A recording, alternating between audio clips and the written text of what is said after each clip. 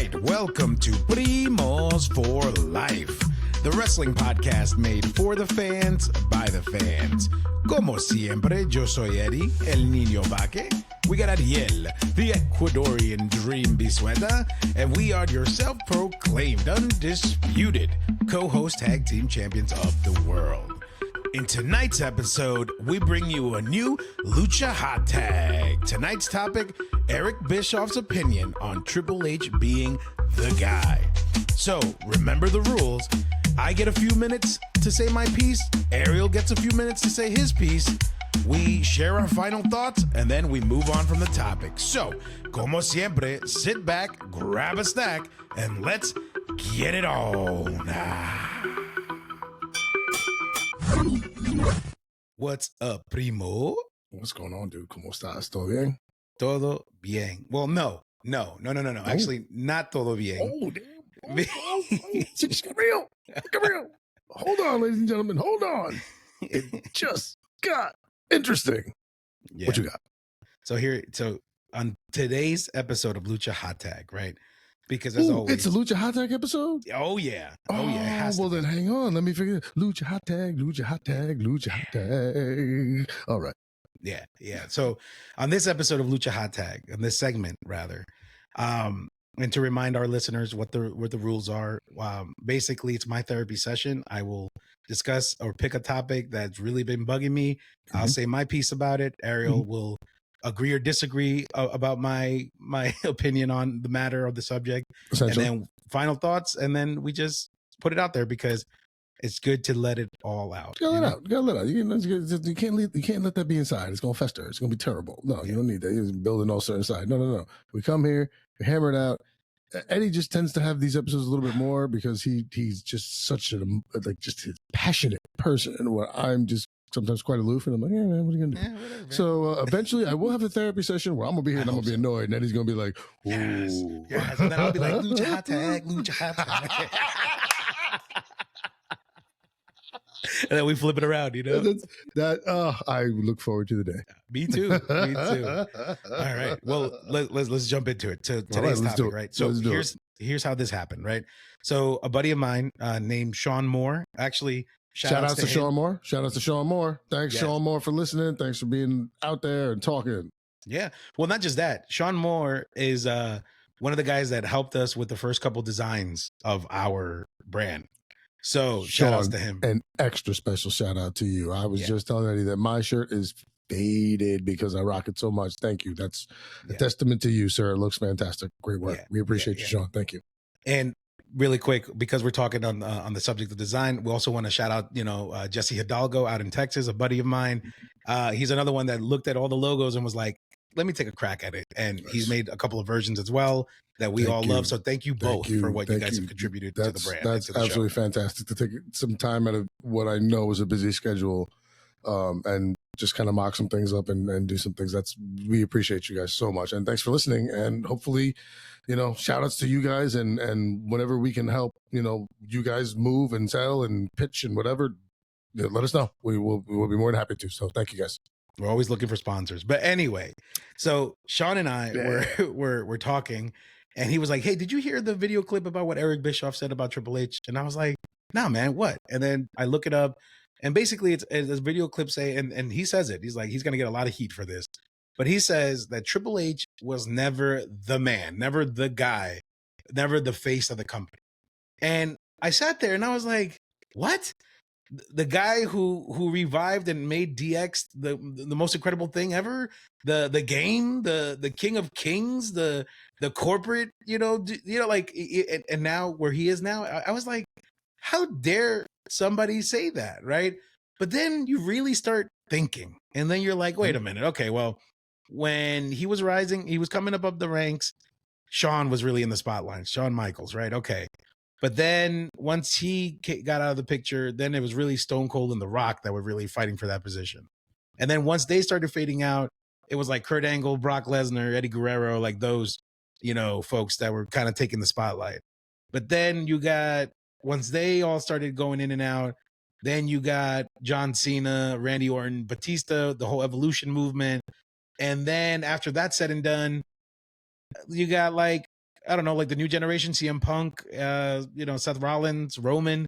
So then I was like, is Eric Bischoff right?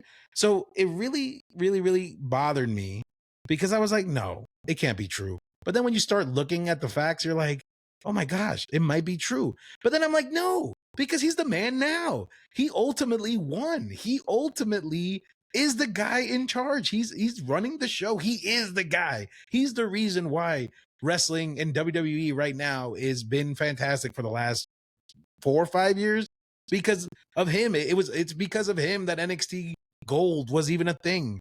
It was because of him why one of the best Survivor Series we've ever seen was the one involving NXT where all 3 brands went head to head and they won most of the competitions. You know what I mean? No way. I resent that statement. And whether Eric Bischoff is right or wrong, at the end of the day, I feel like Triple H, Paul Levesque gets the last laugh, and he is the man. No matter what anybody says, he's the man, and that's it. That's my piece. I was really upset about it. Please tell me if I'm right or wrong, and let's just get through this. Once again, thank you for sitting on the couch, putting your feet up, and speaking to us. We're here for you. Yeah, okay, we love you. We want to make sure that you're taken care of. Your mental well-being, very important to us. Okay.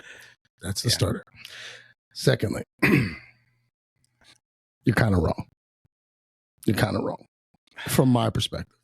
And now, here's why. What Eric Bischoff said, you were just a hint off of. He never said he wasn't the man. What he said was, he's not the main event level, next level Hollywood type star, someone you can take out and move, a la Rock, Hogan, Austin. That, in terms of what I heard, is where I took this. So, in that aspect, he's not wrong. Because the other thing that he said is Triple H is where Triple H is because he's truly a student of the game. He's very intelligent, doesn't drink, doesn't do drug, anything like that. And he just constantly focuses and learns, which is why, to your point, wrestling is where it is now, because he's been amazing, because he's watched and he's seen time and time how things unfold, how things roll, how things grow, where you can kind of cap here, do things here, stuff like that. So, yeah. Letter of the law to a T. Yes, he's right. Rock is Rock. Hogan had a show on VH1.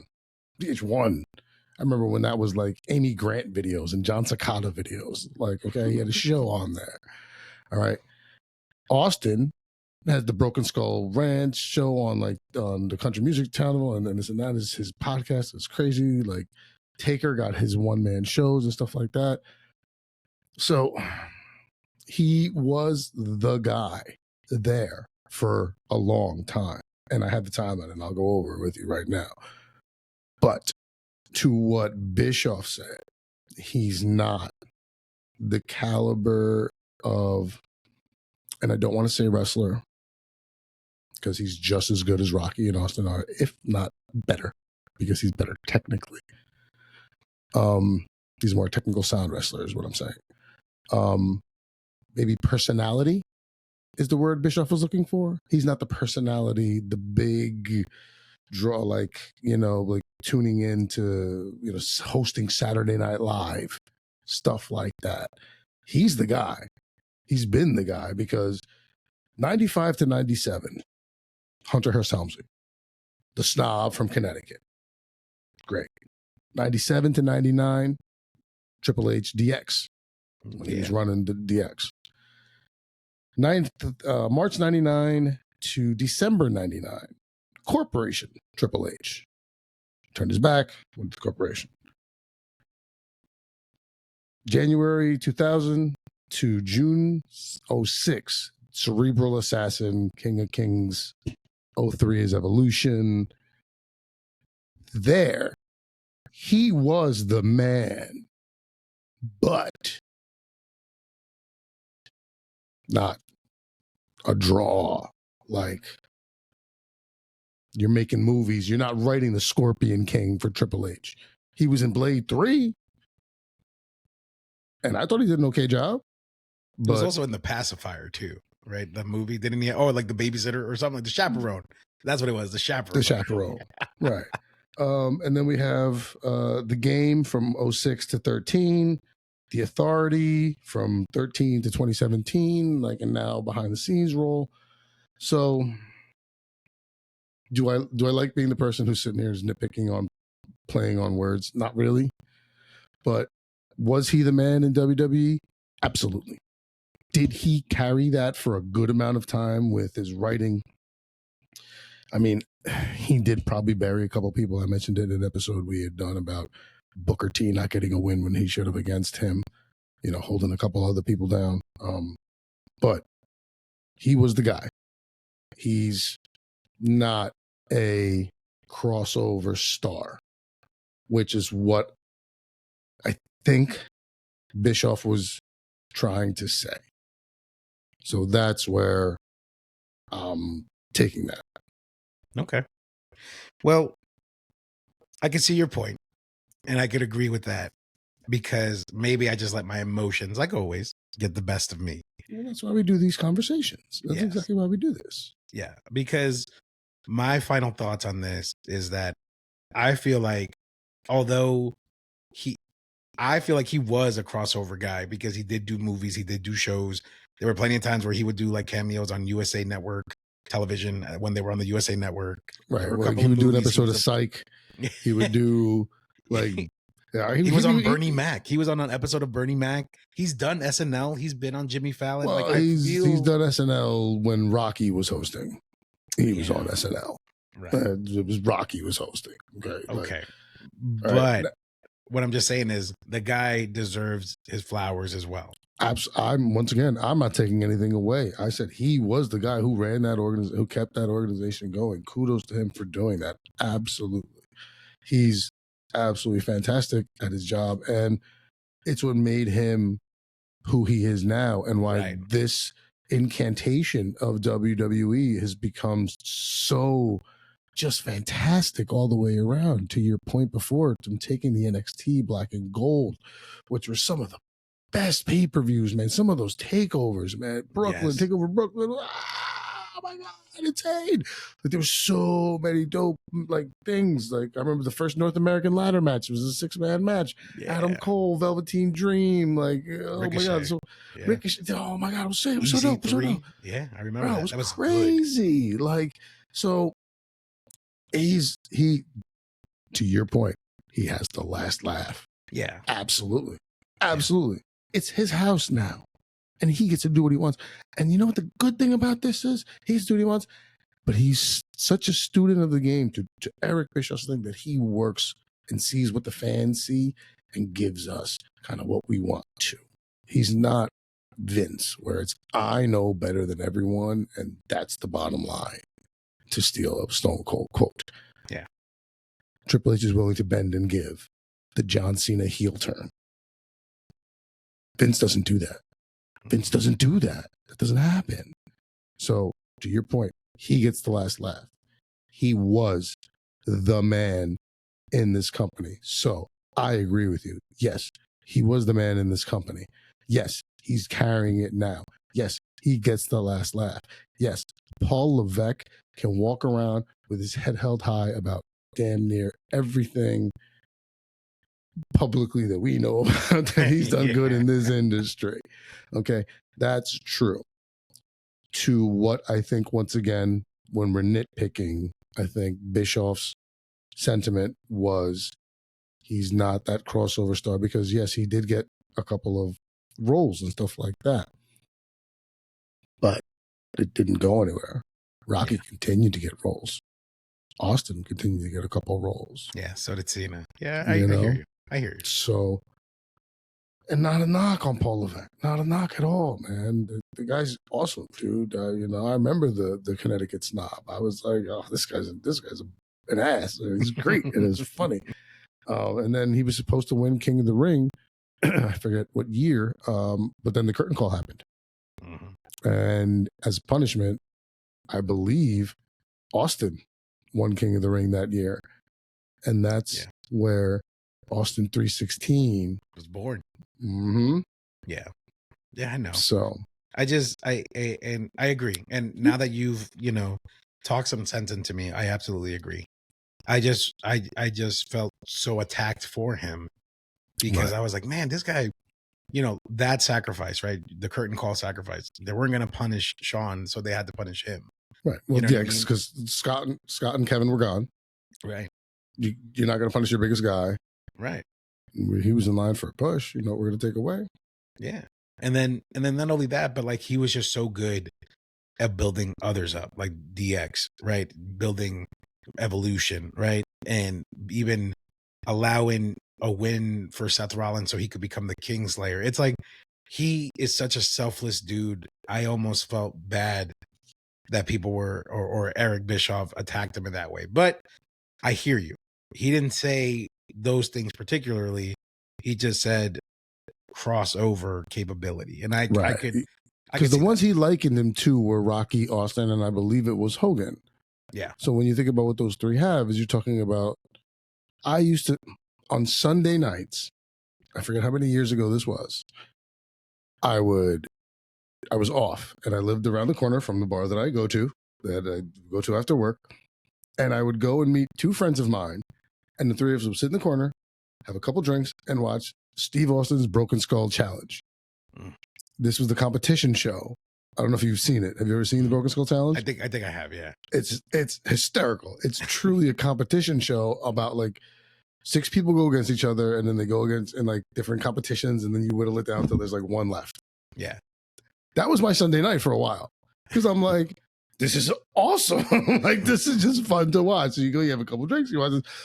So once again, like even he had stuff like that. So I think once again, that's where it is in terms of the verbiage. I agree with you. I don't like the fact that he said he wasn't the man. And if he meant it in the manner of he wasn't the guy to carry that, which is, it just sounds asinine to say out loud. And you think a wrestling mind like Eric Bischoff would know, which is why I'm so hell-bent on, I think he needs crossover. Yeah. Okay. Fair enough. Well, I feel better about this topic now. I could sleep easy tonight. I'm glad you do. You see, all you have to do is just call your primo, man. Call me. That's like I do. I'm here, man. But I'm glad we could converse about this situation and be able to have you see it from a different perspective. But I understand where you're coming from. Yes, it does feel like an attack. If that's the way he meant it, then absolutely you have every right to feel how you feel. Yeah. I just think kind of going a different way with it and just wanted to show you, once again, sometimes take a second, take a deep breath. So I tell Paul all the time, hang on a second, take a deep breath. I said, smell the pizza, blow out the candle. Pizza. Smell the pizza, blow out the candle. That's all you're doing. Now, what were we talking about? See? There you so go. Here we are. Right. I'm good. Woosah, man. All right. Now I think that wraps up this episode of Lucha Hot Tag because I think Lucha Hot Tag. Oh, I can't wait till I get to sing that for you.